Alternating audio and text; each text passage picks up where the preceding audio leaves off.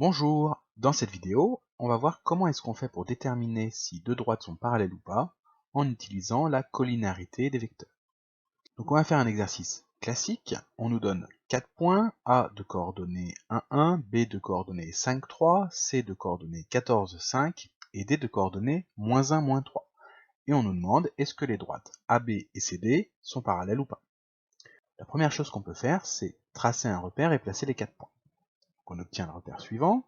On peut tracer les droites AB et CD. Elles ont l'air d'être parallèles, mais on n'en est pas bien sûr. Donc justement, on va valider ça par des calculs. Donc ce qu'on va faire, c'est tracer deux vecteurs. Le vecteur AB et le vecteur CD. J'aurais très bien pu prendre le vecteur BA et le vecteur DC. Ce qu'il faut, c'est avoir deux vecteurs sur chacune des deux droites. Et on va se poser la question, est-ce que les vecteurs AB et CD sont collinaires ou pas? S'ils sont collinaires, ça veut dire qu'ils ont la même direction et donc que les droites sont parallèles. S'ils ne sont pas collinaires, ça veut dire qu'ils n'ont pas la même direction et donc que les droites AB et CD ne sont pas parallèles.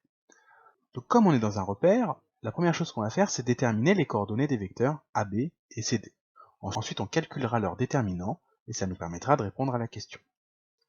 En effet, si le déterminant est égal à 0, alors les deux vecteurs sont collinaires et donc les deux droites sont parallèles. Si le déterminant vaut autre chose que 0, alors les deux vecteurs ne sont pas collinaires et donc les droites ne sont pas parallèles. Donc on commence par calculer les coordonnées du vecteur AB. Il faut connaître la formule. Quand on connaît les coordonnées des points, la première coordonnée du vecteur AB c'est xb moins xa. La seconde c'est yb moins yk.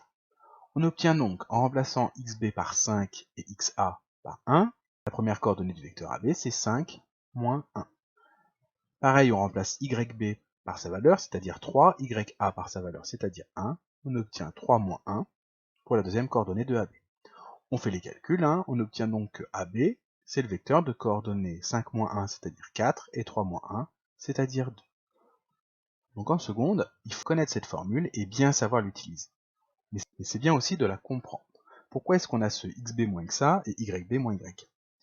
Eh bien, il faut se souvenir qu'un vecteur, ça permet de modéliser un déplacement. Le vecteur AB, ça représente le déplacement qui va du point A vers le point B.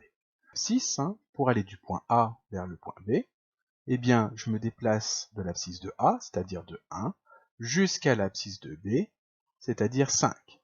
Je me suis donc déplacé de 1 à 5, c'est-à-dire qu'en tout, je me suis déplacé de 5 moins 1, c'est-à-dire 4. Je retrouve le xb moins xa, le 5 moins 1. Pareil, en ordonnée, je me suis déplacé de l'ordonnée de A, c'est-à-dire de 1, jusqu'à l'ordonnée de B, c'est-à-dire 3.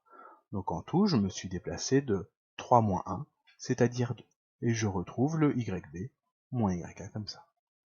Ensuite, on détermine les coordonnées du vecteur CD. Donc à nouveau, on utilise la formule. La première coordonnée du vecteur CD, c'est xd moins xc, et la seconde, c'est yd moins yc.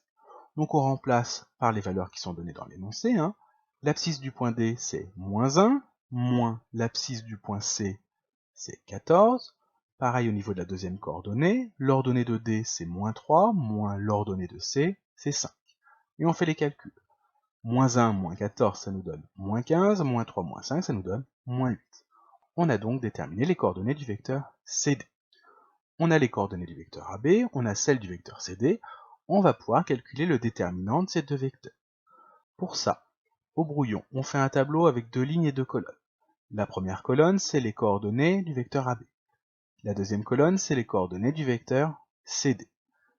Et on calcule le déterminant. Donc le déterminant de ces deux vecteurs, AB et CD, on va donc faire 4 fois moins 8 moins 15 fois 2.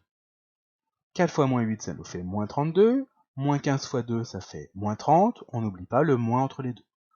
Moins 32 moins moins 30, c'est la même chose que moins 32 plus 30, ce qui nous fait moins 2. Le déterminant, sa valeur, elle nous importe pas tant que ça. Ce qui compte, c'est est-ce qu'il vaut 0 ou pas.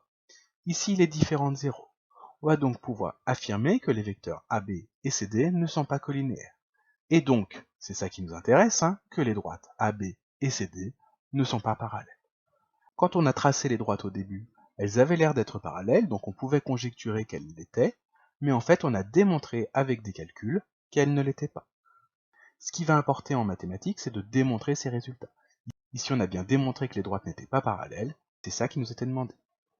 Et effectivement, si on revient sur le repère où on a tracé les deux droites AB et CD, et qu'on dézoome suffisamment, on constate que les droites se croisent et donc ne sont pas parallèles.